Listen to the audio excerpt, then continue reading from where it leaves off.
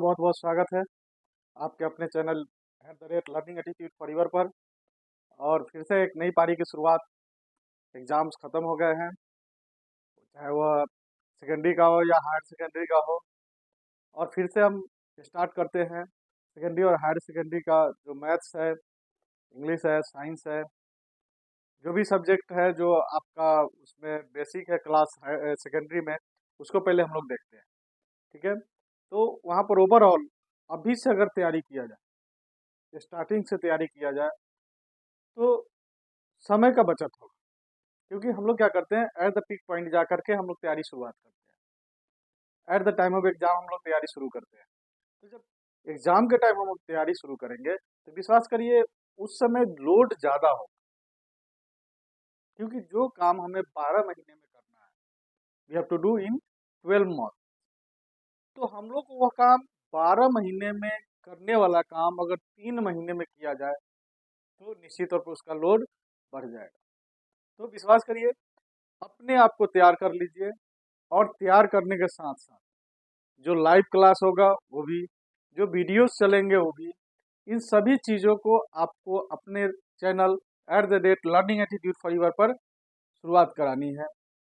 अब मैं बताऊं कि इस पर क्लास 8 का भी ब्लॉग बनेगा, 9th का भी, 10th का भी, 11th का भी, 12th का भी, सबका अलग अलग होगा मैथ्स का। और आप वहां पर जाकर विजिट करके अपने हिसाब से जो सवाल आपका कठिन होगा वो आप देख सकते हैं।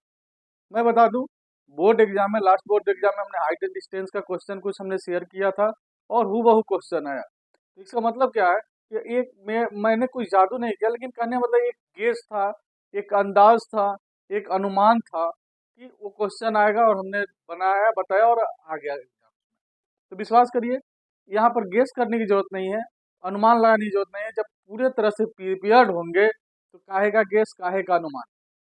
विश्वास करिए, अब जो शुरुआत होगी वह शुरुआत एक कमिटमेंट के साथ करेंगे, एक अपने आप से कंसिस्टेंसी के साथ करेंगे, खुद से वादा करके करेंगे।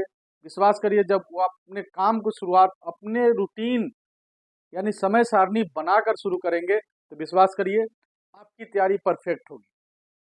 क्योंकि वह समय सारणी ही यह तय करता है कि किस विषय को कितना समय देना है, कौन से सब्जेक्ट को कितना समय हमें देना है, how much time we have to give each and every subject according to their problems. So हम लोग को उसके समस्याओं के हिसाब से हमें समय का निर्धारण करना है। जो जितना ज़्यादा कमजोर होगा उस पर उतना ज़्यादा फोकस करने की जरूरत होती है, और जिस पर जितना अधिक फोकस करेंगे वह उतना ही मजबूत हो जाता है। विश्वास करिए, अब जो है हम लोग फिर से शुरुआत करेंगे सेकेंडरी एंड हायर सेकेंडरी का, और आपको हर चैप्टर का हर ब्लॉक पर अलग अलग मिलेगा। दूसरी बात, बहुत सारे बच्चे बोलते हैं कि सर इंग्लिश बहुत वीक है, I can't speak English, I can't read English, I have a problem of words, there are lots of problem they are talking about. तो हमें अपनी जो सब्जेक्ट्स है, मैं ये नहीं कहता कि मातृभाषा को छोड़ करके ये कर लीजिए, नहीं, लेकिन अभी डिमांड है। क्योंकि अच्छे अच्छे राइटर्स का बुक जो है वो all just in in English language, ज़्यादातर बुक अंग्रेजी भाषा में आ रहा है। तो हमें अंग्रेजी सीखनी है पढ़ने के लिए, और अपने कल्चर को भी याद रखना है, अपने संस्कृति को भी याद रखना है, तो अपने भाषा को भी मान सम्मान देना है। तो पढ़ने के व्यू से, स्टडी के व्यू से ज़्यादा से ज़्यादा लैंग्वेज के बारे में जाना जा सकता है।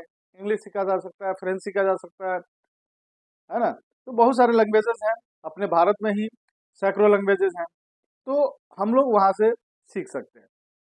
लेकिन इंग्लिश पर जोर देने के लिए इसलिए बोले हैं कि जो भी अच्छे राइटर्स हैं उनके बुक्स इंग्लिश में ही लिखे गए हैं। तो हम लोग इंग्लिश को थोड़ा सा तरजीह देंगे, थोड़ा सा उसको समय देंगे। विश्वास करिए, आपका अंग्रेजी भी बिल्कुल